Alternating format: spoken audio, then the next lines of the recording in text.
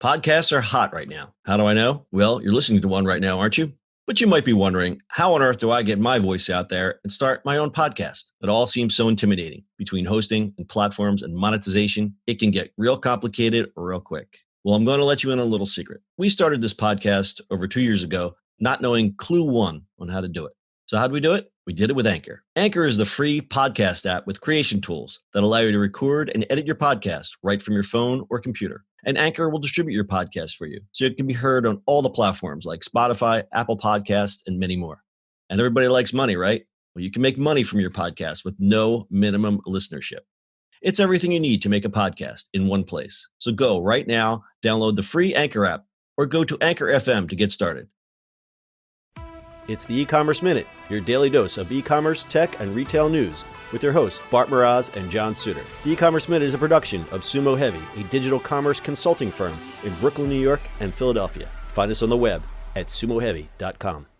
It's e-commerce minute episode 642. In today's episode, Amazon launches dating site as Valentine's Day joke. By now, we're used to the same old Valentine's Day campaigns. The Be Mines and Show Your Partner Love this season approaches are a bit outdated, especially when you consider the fact that dating itself has changed entirely. With the introduction of apps like Tinder, Hinge, and Bumble, meeting your soulmate online is becoming more and more common, and Amazon is, of course, well aware of this. Their latest Valentine's Day campaign plays right into that. Amazon Prime is now letting you order a date with a hot single near you as easily as you might snag a bulk pack of toothbrushes and cat litter. Well, not actually. The parody dating site concept shows how Amazon's UX design would also work perfectly as a dating site. Creatives Acopian and Suzy Shinn partnered with animation studio Thinko and designer Morgan Gruer to flesh out the concept, the goal being to create a new kind of parody model for online dating. Like something as reliable, quick, and full of crowdsourced reviews as Amazon without the swiping fatigue inherent to the current state of dating apps.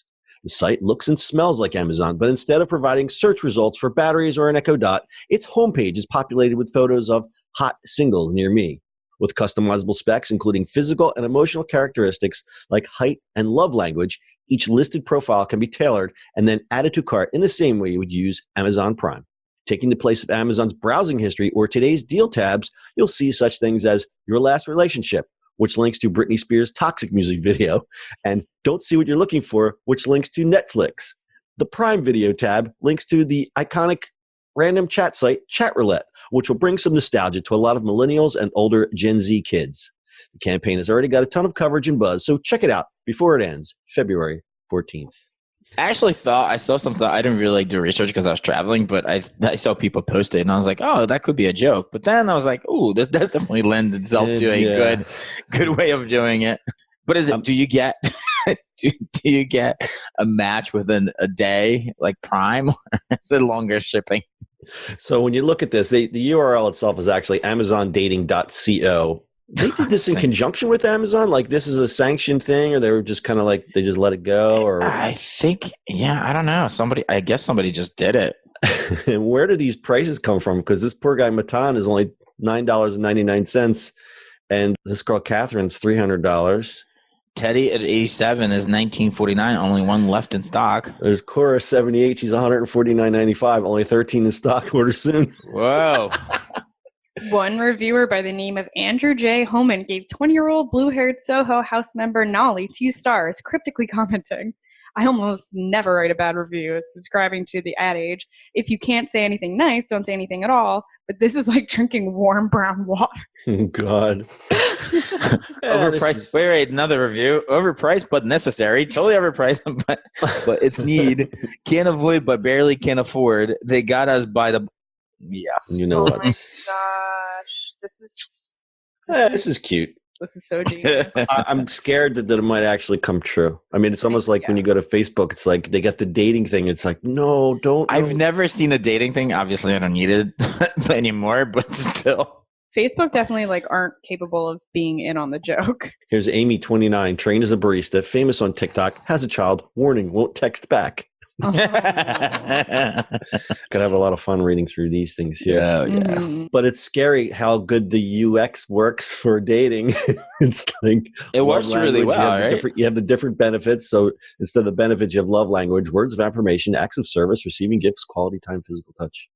It's funny too because there's like a million disclaimers like we would never put a value on a human. This is a joke. I don't want to stop. There's like a million of those. I mean, it is, but also like it fits, right? It fits completely. You got reviews and you got it's very scary. Scarily well. I wouldn't be surprised if someone scraped this and did something along Amazon and just called it something else. I wouldn't be surprised if I saw this on like The Bachelor or something like that. If they like redesign their website, like all Match has to do is redesign it this way, right? Yeah, it's not this is, like I'll say it again. This is scarily accurate. This is pretty good. So again, that website is amazondating.co. Go check it out for a couple lulls. I don't know if they're going to leave it up after Valentine's Day. What does it say, Britt? It's going to. Yeah, it's going to end on February 14th. Yeah, that's a shame. So try to grab a screen capture there before it disappears. I'll be interested to see in how like future holidays are going to play off of this. You know what I mean? I feel like this launched 1,000 ships, and now everyone's like scrambling. Like, oh my god, how are we going to do this now? I don't think we've seen the last of this, to be quite honest with you. Absolutely. As compared to if you look at Facebook dating, every once in a while, like especially on mobile, when your finger's cruising around, it's like, wait, Facebook dating? No, I don't want to date these people. No. I'm too busy blocking and unfollowing. All right, well, we'll close this one up a little stat time. Roughly 31% of people expect their Valentine to spend at least $50 on a gift, according to Wallet Hub's 2020 Valentine's Day survey. More than 4 in 10 people would also break up with their significant other if he or she spent irresponsibly. So fear is a factor too. Lovesick shoppers shell out more than $27.4 billion with a B in Cupid's name each year. And men will spend nearly 3 times as much as women on average for Valentine's Day 2020. That is $291 for the man and $106 for the woman.